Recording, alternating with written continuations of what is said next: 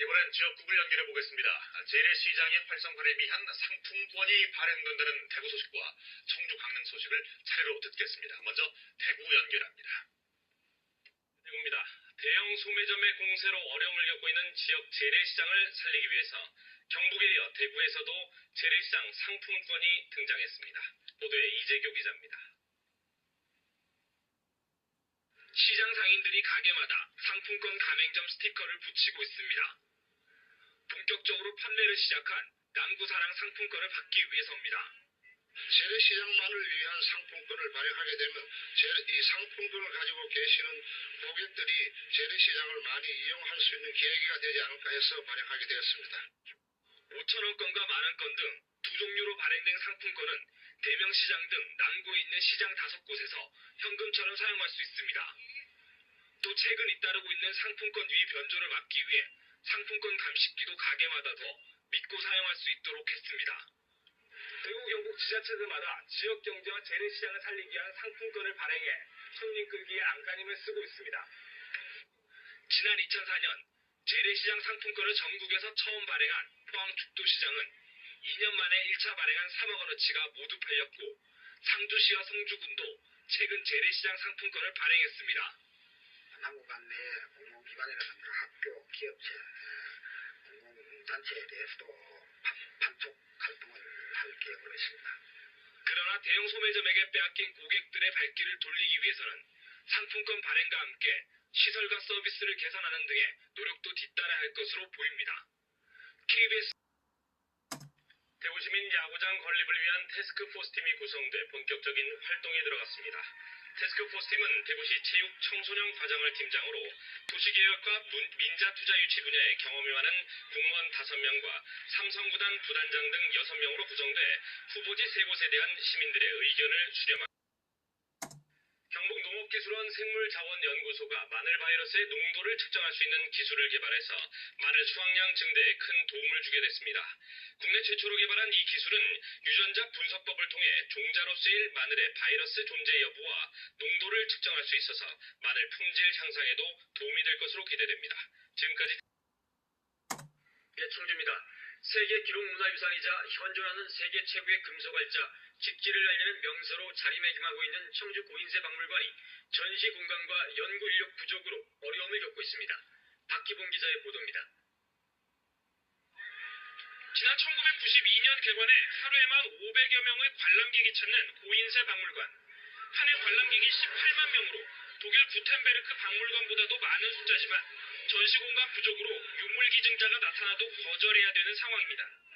저희들이 유물을 확보하기 위해서 기증을 받으려고 노력을 하고 있지만 기증을 하는 조건은 항상 그 전시를 원하기 때문에 현재 입장에서는 전시 공간이 부족해서 기증을 못 받고 있는 입장입니다.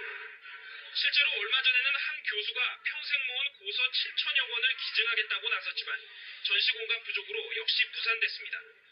연구 인력도 부족해 연구 학예사 수는 단 3명, 다른 박물관 20여 명에 비해 극히 적습니다. 이렇게 연구 인력이 턱없이 부족하다 보니 학회 활동이나 논문 발표 등 독자적인 연구 활동은 기대하기 어려운 상황입니다. 연구 활동을 강화하고 또 어떤 문화교육 기능을 강화하기 위해서는 당연히 필요하다. 세계 기록문화유산 직지의 위상에 걸맞는 전시시설과 연구 인력의 보강이 시급해지고 있습니다. KBS 뉴스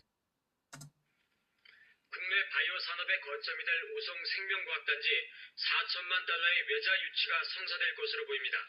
이원종 도지사는 이번 달 중순 미국을 방문해 우성단지에 공장을 설립할 예정인 세포치료제 제조회사와 4천만 달러 외자 유치를 위한 양해 각서를 체결할 계획이라고 밝혔습니다.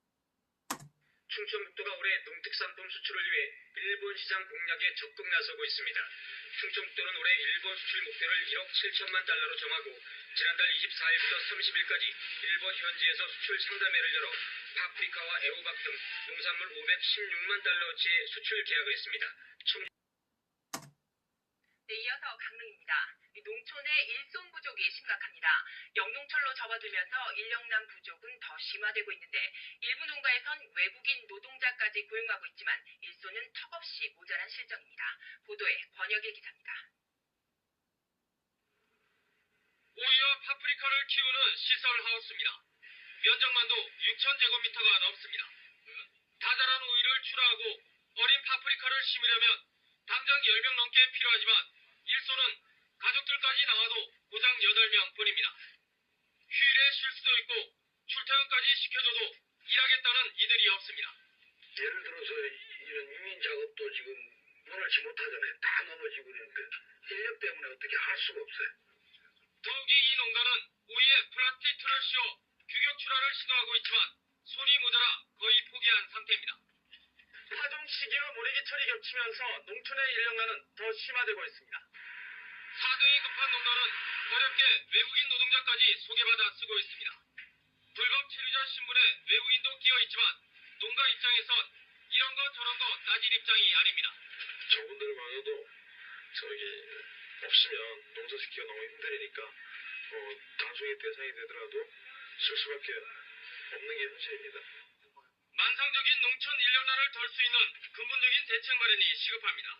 KBS 뉴스 해경의 최대 규모 독도 경비함인 5,000톤급 삼봉호의 대형 태극기가 새로 개항됐습니다.